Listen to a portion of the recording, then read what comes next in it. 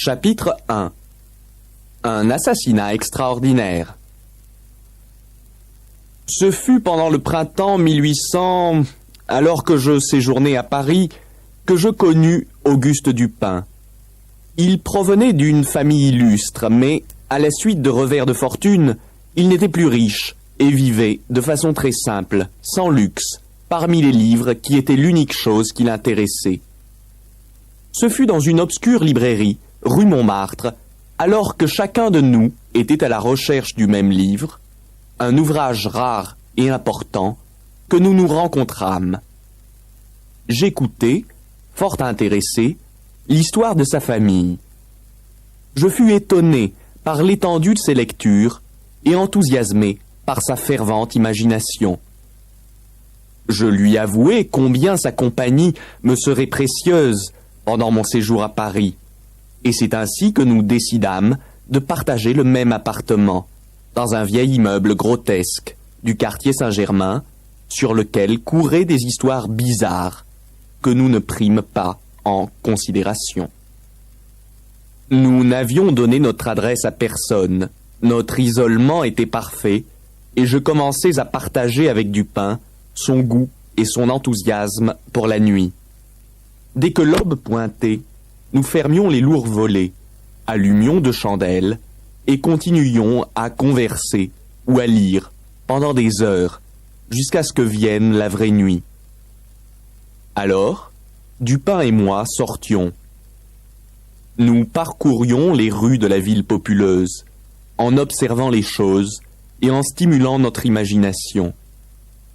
C'est au cours d'une de ces promenades que je découvris l'incroyable habileté analytique d'Auguste Dupin. Il me déclara alors qu'il était capable de voir directement dans le cœur et dans l'esprit des autres, ce que je ne crus tout d'abord pas, mais je devais changer d'avis. Un jour, où je lisais la Gazette des tribunaux, mon attention fut attirée par le titre suivant. Meurtre incroyable. Ce matin, vers 3 heures, les habitants du quartier Saint-Roch ont été réveillés par des cris terrifiants qui semblaient venir du 4e étage d'une maison de la rue Morgue. La maison était habitée par une certaine Madame L'Espanais et sa fille Camille. Après un temps assez long, des voisins et un gendarme ont réussi à ouvrir, avec un pied de biche, la lourde porte. Pendant tout ce temps, les cris avaient cessé. Mais tandis que le groupe gravissait la première rampe, on pouvait distinguer, provenant de la partie supérieure de la maison, 2 ou plusieurs voix de personnes qui se disputaient violemment. Arrivés au 2e étage, les témoins n'entendirent plus rien. Parvenus enfin au 4e, les voisins et le gendarme se précipitèrent dans toutes les pièces. Une chambre sur l'arrière de la maison était fermée de l'intérieur, la clé dans la serrure. La porte forcée, le spectacle qui s'offrit était horrible. Le désordre était indescriptible. Les meubles brisés et le matelas du lit jeté au milieu de la pièce. Sur une chaise, il y avait un rasoir couvert de sang. Dans la cheminée, 2 ou 3 mèches de cheveux gris, pleines de sang, semblaient avoir été arrachées. On a retrouvé sur le sol des Napoléons, une boucle d'oreille en topaze, 3 cuillères en argent et 2 sacs contenant 4000 francs en or. Les tiroirs du bureau avaient été renversés. Par terre, sous le matelas, on trouva un petit coffre en fer qui contenait de vieilles lettres sans intérêt. Aucune trace de Madame L'Espanais, mais la présence d'une quantité considérable de suie dans le foyer de la cheminée attira l'attention. Horreur! On a trouvé dans le conduit de la cheminée le cadavre de Camille L'Espanais, la tête en bas. La jeune fille a d'abord été étranglée. Après avoir cherché en vain Madame L'Espanay, le gendarme s'est rendu dans la cour derrière la maison et y a trouvé le corps de la vieille dame, le cou complètement tranché. Le mystère qui entoure ce double crime reste, pour le moment, complet. Chapitre 2. Les témoins. Le jour suivant, le journal reportait les déclarations de témoins dans l'article que voici. La tuerie de la rue Morgue. Pauline Dubourg, blanchisseuse, a déclaré qu'elle connaissait les deux victimes depuis 3 ans, depuis qu'elle lavait leur linge. Les deux femmes semblaient bien s'entendre. Elles payaient bien, mais Pauline Dubourg était incapable de dire de quoi les victimes vivaient. Le bruit courait que Madame L'Espanay lisait l'avenir pour joindre les deux bouts. Certaines pièces de la maison étaient sans meubles. Elle l'avait constaté en allant rapporter le linge et elle n'avait jamais rencontré personne, à part les deux femmes, dans la maison. Elle n'avait pas de domestique. Pierre Moreau, marchand de tabac, a déclaré qu'il vendait de petites quantités de tabac à priser à la vieille dame. Il habitait dans le quartier depuis toujours et les victimes s'y étaient installées 6 ans plus tôt. Auparavant, la maison était habitée par un bijoutier qui sous-louait les pièces supérieures. Les deux femmes vivaient très retirées et ils n'avaient vu franchir la grosse porte que par un garçon de course 2 fois et le docteur une dizaine de fois. Isidore Muset, gendarme, a déclaré qu'on l'avait appelé vers 3 heures du matin et qu'il avait trouvé devant la porte une vingtaine de personnes environ qui essayaient d'entrer. Finalement, on avait réussi à forcer la porte, non pas avec un pied de biche, comme on avait dit, mais avec une baïonnette. Pendant tout ce temps, les cris avaient continué, puis cessé brusquement.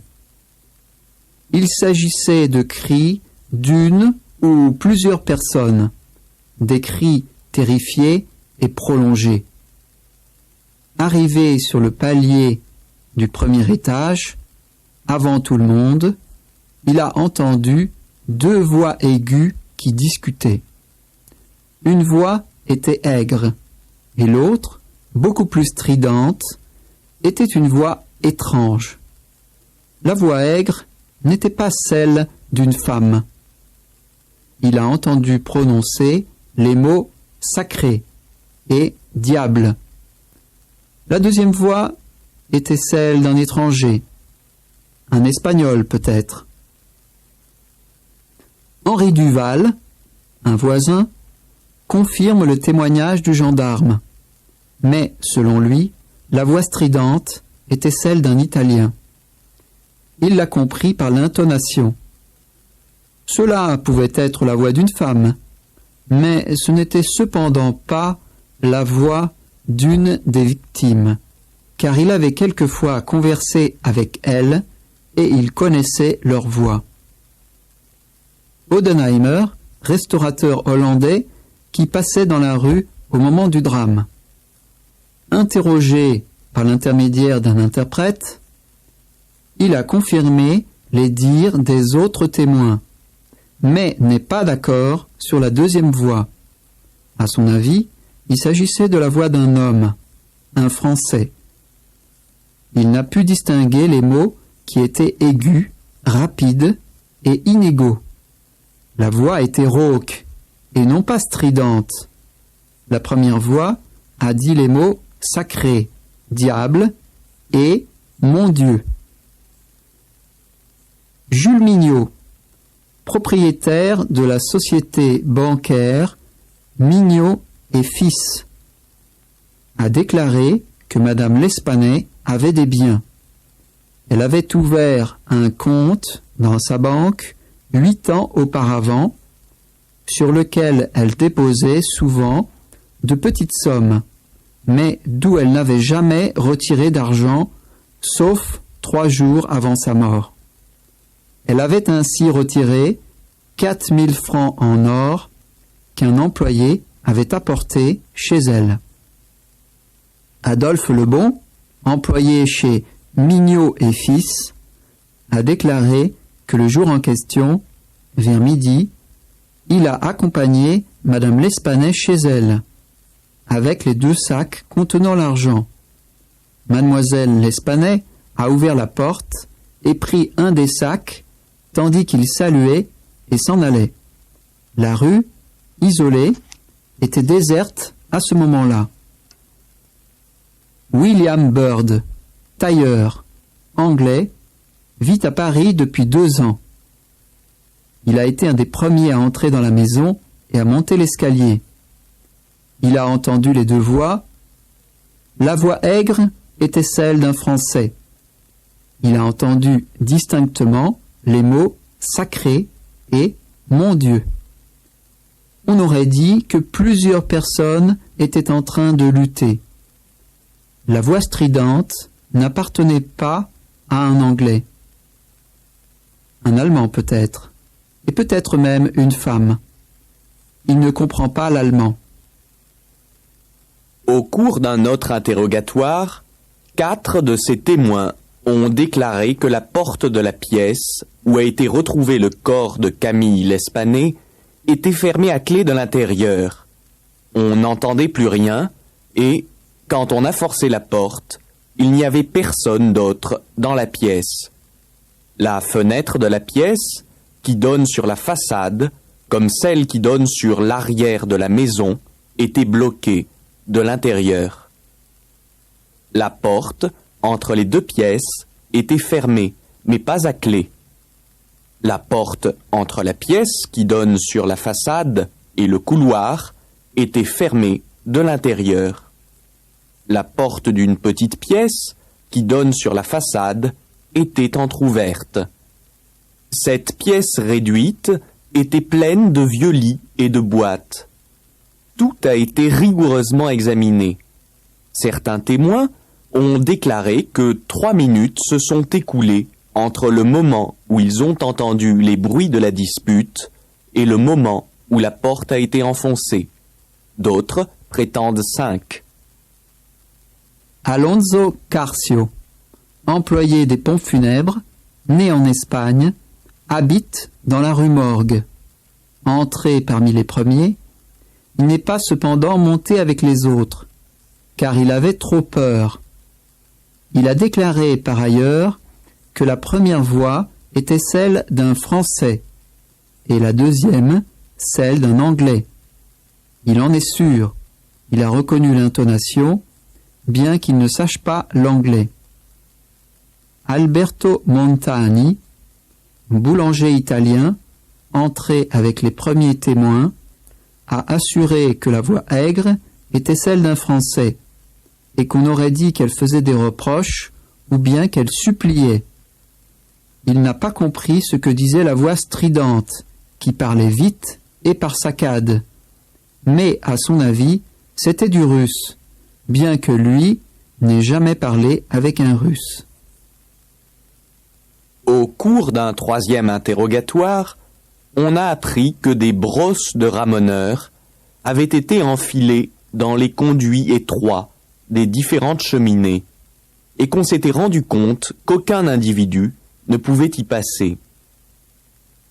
D'ailleurs, le corps de Camille L'Espanay était tellement encastré qu'on avait dû se mettre à 5 pour le sortir du conduit. Le docteur Paul Dumas a déclaré qu'il avait été appelé vers l'aube pour examiner les corps. On les avait allongés sur le sommier métallique. Le corps de la jeune fille était couvert d'échymoses et d'excoriations. Le cou était marqué par des griffes profondes. Camille avait été étranglée. Tout le corps de la mère était horriblement mutilé, et il était impossible de dire avec quoi les blessures avaient été provoquées, à part le coup tranché, probablement, par un rasoir. N'importe quel objet lourd, manié par un homme très fort, aurait pu provoquer de telles blessures, alors qu'une femme n'y serait jamais parvenue. Le docteur Alexandre Étienne, chirurgien, appelé comme le docteur Dumas, avait confirmé les déclarations de son collègue.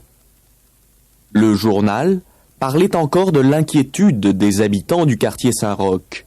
Ce double assassinat restait le cas le plus étrange jamais vu à Paris.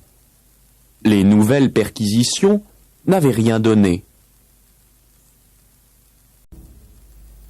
Chapitre 3. Sur la scène du crime. C'est encore dans le journal que nous apprîmes qu'Adolphe Lebon avait été arrêté et mis en prison, bien qu'aucun élément nouveau ne soit intervenu. La police parisienne est habile, mais rien de plus, déclara Dupin. Elle travaille sans méthode, à part la méthode que le moment exige. Les résultats qu'elle obtient ne sont souvent que le fruit de la diligence et du travail acharné. Si ces deux éléments manquent, sa stratégie s'écroule.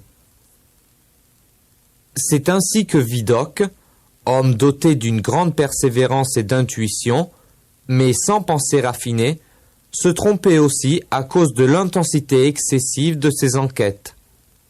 Sa vision était précisément affaiblie parce qu'il gardait l'objet de son enquête trop près. Il observait un ou deux détails, mais passait à côté de la vue d'ensemble. C'est ainsi que les choses finissent par devenir trop profondes, mais la vérité n'est pas toujours au fond d'un puits. Je pense même, au contraire, que la vérité se trouve à la surface des choses. Il serait bon, continua mon ami, que nous puissions observer nous-mêmes ces deux crimes. Lebon m'a rendu un jour un grand service dont je lui suis toujours reconnaissant. Nous nous rendrons sur les lieux du crime. Je connais le préfet de police. Il nous fera obtenir sans problème un laissez-passer. C'est ainsi que nous nous rendîmes rue Morgue, en fin d'après-midi. La maison était semblable à beaucoup d'autres maisons parisiennes. Une lourde porte, avec sur le côté une loge de concierge. Avant d'entrer, Dupin voulut se rendre à l'arrière de la maison. Il examina tout autour de lui. Puis, nous revînmes devant la maison. Au 4e étage, nous trouvâmes, macabre surprise, les deux corps encore dans la pièce où fut découverte Camille L'Espanais. La pièce était dans le désordre décrit dans la Gazette des tribunaux. Dupin scruta tout, passa dans les autres pièces, accompagné par un gendarme. Dupin attendit le lendemain pour me demander brutalement si j'avais remarqué quelque chose de particulier sur le lieu du crime. Rien de plus que ce qu'a rapporté la Gazette, répondis-je. La Gazette? Mais la Gazette ne sait rien. La police est déconcertée par le manque apparent de mobile et par l'atrocité du crime. En plus, elle ne réussit pas à concilier la présence des voix pendant la dispute et le fait que personne ne se trouvait dans la pièce, à part la victime, et qu'il était impossible d'en sortir sans se faire remarquer. Le désordre sauvage, le cadavre dans le conduit de cheminée, le corps mutilé de la vieille dame ont amené les policiers à confondre le caractère insolite avec le caractère obscur. Il ne faut pas se demander ce qui est arrivé, mais ce qui est arrivé qui n'est pas arrivé avant. Je regardais Dupin, muet d'étonnement. J'attends une personne, continua Dupin, qui n'est pas, je pense, directement responsable de cette tuerie, mais qui est impliquée quand même. J'attends cette personne, car je suis sûr qu'elle viendra. Nous savons que tous les témoins entendirent deux voix qui se disputaient, et que ces voix n'étaient pas celles des victimes. Une des deux voix pourrait être celle de l'assassin, Passons en revue les témoignages. N'avez-vous rien remarqué? Bon, tous les témoins ont déclaré que la voix aigre était celle d'un Français. Quant à la deuxième voix, tous les avis sont différents. La chose étrange n'est pas dans le fait qu'ils ne sont pas d'accord. La chose étrange est que chacun d'entre eux, c'est-à-dire un Anglais, un Espagnol, un Italien, un Hollandais et 2 Français, déclarent que la deuxième voix est celle d'un étranger. Chacun est sûr que ce n'est pas la voix d'un compatriote et qu'ils ne connaissent pas la langue parlée par cette deuxième voix. Le Français déclara que c'était la voix d'un Espagnol, mais il ne connaissait pas l'espagnol. Le Hollandais ne parle pas le français, mais il est sûr que c'est un Français qui parlait. L'Anglais est persuadé que c'est un Allemand, et pourtant il ne connaît pas la langue allemande. L'Italien pense que c'est un Russe. Cependant, il n'a jamais eu l'occasion de parler avec un Russe. Dupin poursuivit. Tous ces témoignages divergents nous font conclure qu'il s'agissait d'une voix très étrange. N'oublions pas non plus qu'un des témoins a déclaré que la deuxième voix était rauque et non pas stridente, contrairement aux autres. 2 autres encore ont dit que la voix avait un rythme rapide et inégal. Aucun des témoins n'est en mesure de distinguer un seul mot prononcé par la deuxième voix. Nous pouvons faire des déductions légitimes sur les 2 voix et donner un tournant à cette enquête. Chapitre 4. Le mystère de la fenêtre. Imaginons que nous soyons dans la pièce de la rue Morgue. Quelle est la première chose que nous chercherions? Le moyen par lequel les assassins se sont enfuis. Examinons une à une les possibilités de fuite. Il est clair que l'assassin se trouvait dans la pièce où Camille l'Espanais a été trouvé, ou tout du moins dans la pièce d'à côté pendant que le groupe de témoins montait l'escalier. C'est donc dans ces 2 pièces que nous devons chercher les voies d'issue.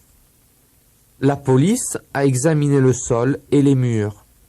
Il n'y a pas de passage secret. J'ai voulu, moi aussi, m'en rendre compte. Les 2 portes qui conduisent sur le couloir étaient fermées à clé, les clés à l'intérieur. Regardons les cheminées. Un chat ne pourrait y passer. Examinons maintenant les fenêtres. Par celle de la pièce qui donne sur la façade, personne ne pourrait sortir sans être remarqué par les gens qui passent dans la rue. Les assassins n'ont donc pu passer que par les fenêtres de la pièce qui donne sur l'arrière de la maison. Il ne reste plus qu'à prouver que ce n'est pas aussi impossible que cela semble. Cette pièce a 2 fenêtres semblables, à guillotine. La première fenêtre est parfaitement visible, alors que l'autre est en partie obstruée par le montant d'un lit volumineux.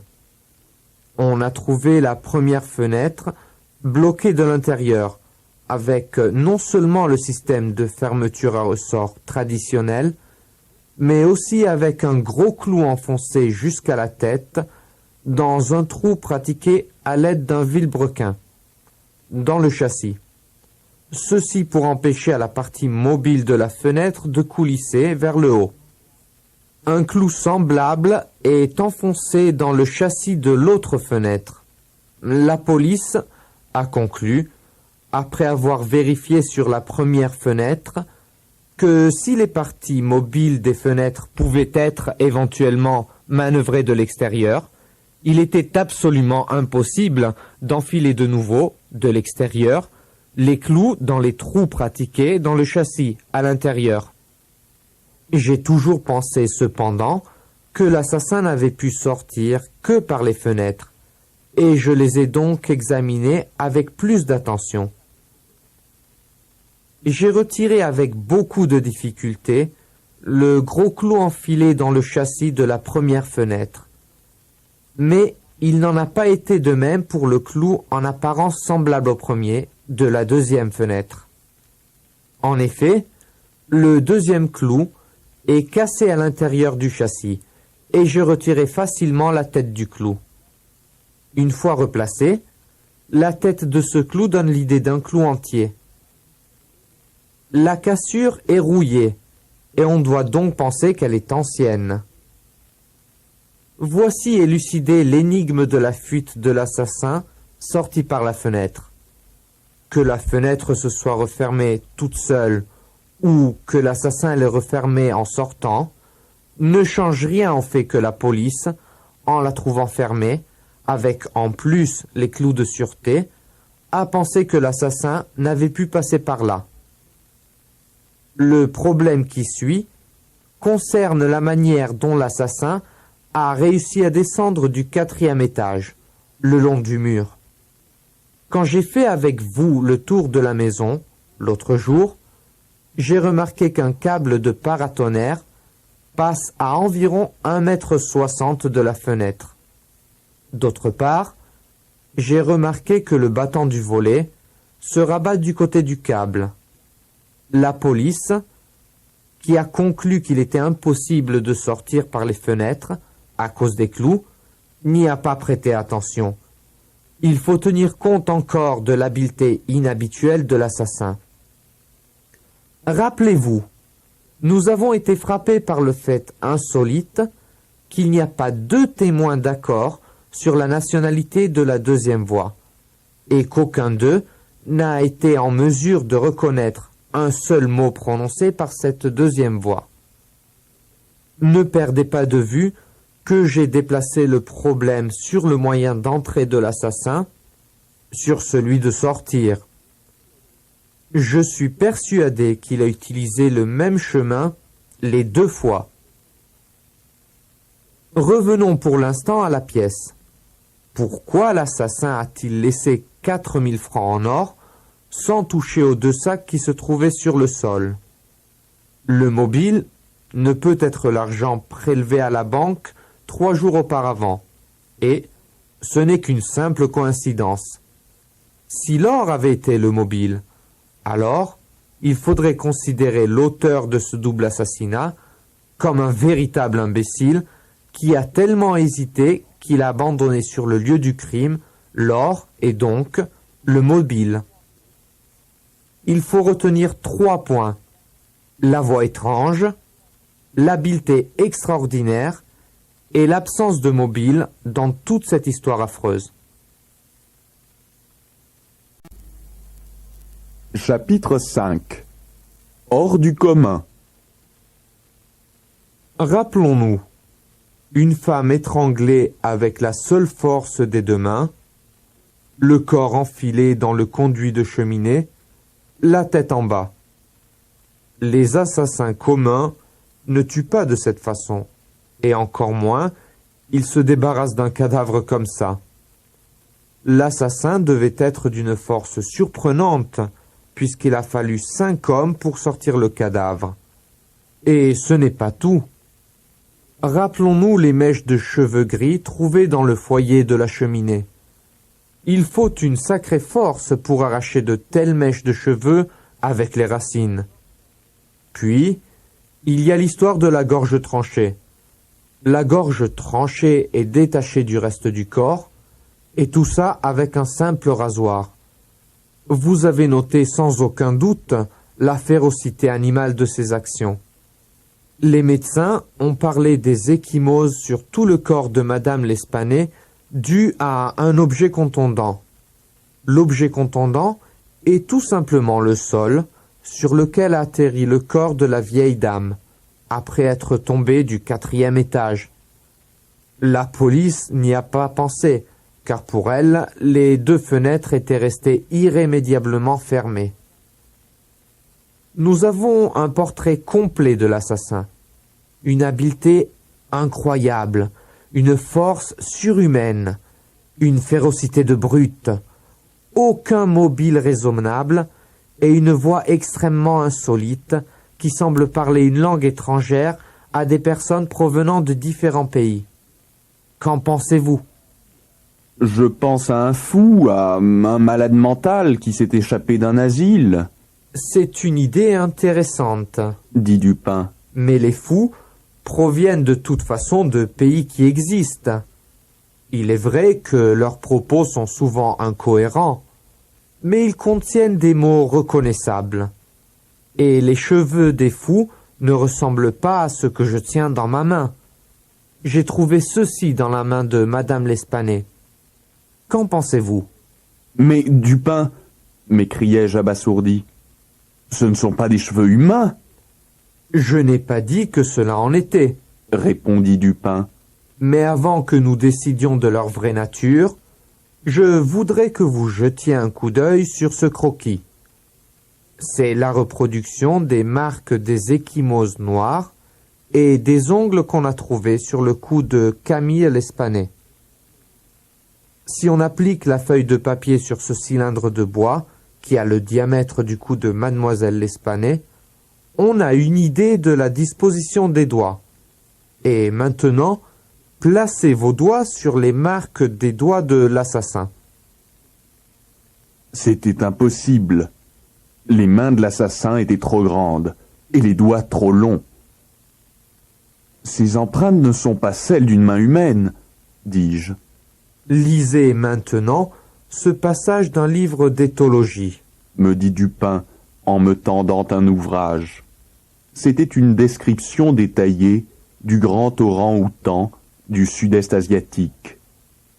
Je connaissais sa taille gigantesque, sa force prodigieuse, sa férocité et son aptitude à imiter les sons et les gestes des êtres humains.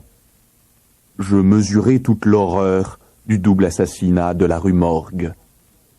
Seul un orang-outan est capable de laisser de telles empreintes.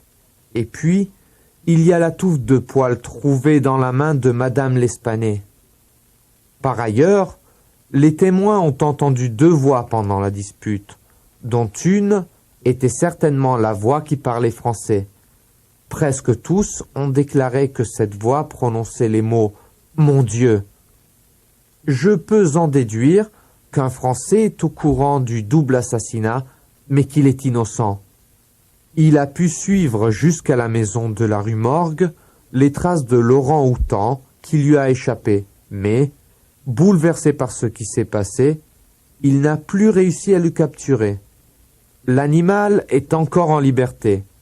Si le Français est innocent, comme je le crois, la petite annonce que j'ai laissée au journal Le Monde l'autre nuit l'amènera ici. Il me tendit le journal et je lus. Un énorme orang-outan de Bornéo a été capturé dans le bois de Boulogne dans les premières heures du matin.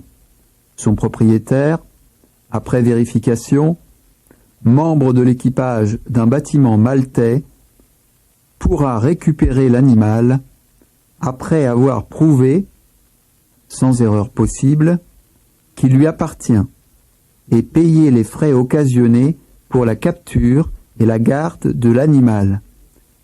S'adresser au numéro tel de la rue telle, quartier Saint-Germain, 3e étage. Mais comment savez-vous, demandai-je, que le propriétaire de l'animal est un marin, et qui plus est, de l'équipage d'un bâtiment maltais? Je ne le sais pas. Répondit Dupin. C'est-à-dire que je n'en suis pas sûr. J'ai trouvé, au pied du câble du paratonnerre, ce morceau de ruban qui a servi, de toute évidence vu sa forme et sa saleté, à retenir des cheveux noués en queue de cheval, comme il est d'usage parmi les marins. D'autre part, ce type de nœud est rare et caractéristique des marins maltais. Notre homme est innocent, Continua Dupin. mais il est au courant de la tuerie. Il va sûrement hésiter avant de répondre à l'annonce et de réclamer l'orang-outan. Par ailleurs, il est pauvre et il regrette de renoncer à un animal qui a une grande valeur. Pourquoi aurait-il peur? Il doit se dire qu'il est innocent et qu'en plus, le singe a été retrouvé dans le bois de Boulogne, loin du lieu du double assassinat. La police piétine, et l'homme doit penser. Même si on capture mon singe, personne ne pourra penser que je sais que l'animal est responsable.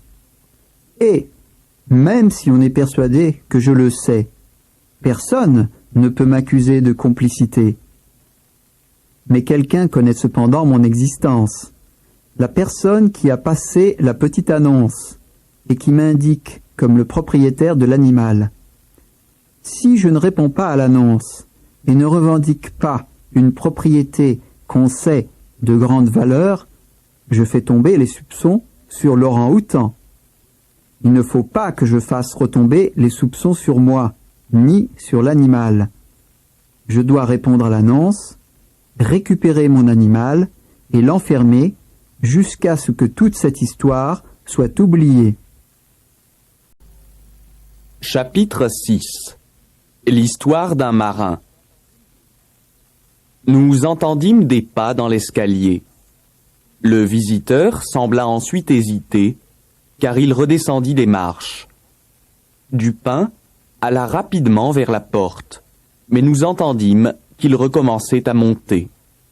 Il n'hésitait plus, et se dirigeait vers la porte. Il frappa. « Entrez !» dit Dupin, d'une voix cordiale. Un homme entra. C'était un marin, grand et musclé. « Bonsoir, » dit-il. « Asseyez-vous. J'imagine que vous êtes venu reprendre l'orang-outan. Un très bel animal. Quel âge a-t-il ? » Je ne sais pas exactement. 4 ou 5 ans peut-être. Il est ici ? Oh non, nous ne pouvions pas le garder ici. Il est dans une écurie, près d'ici, rue du Bourg. Vous pourrez le reprendre dans la matinée.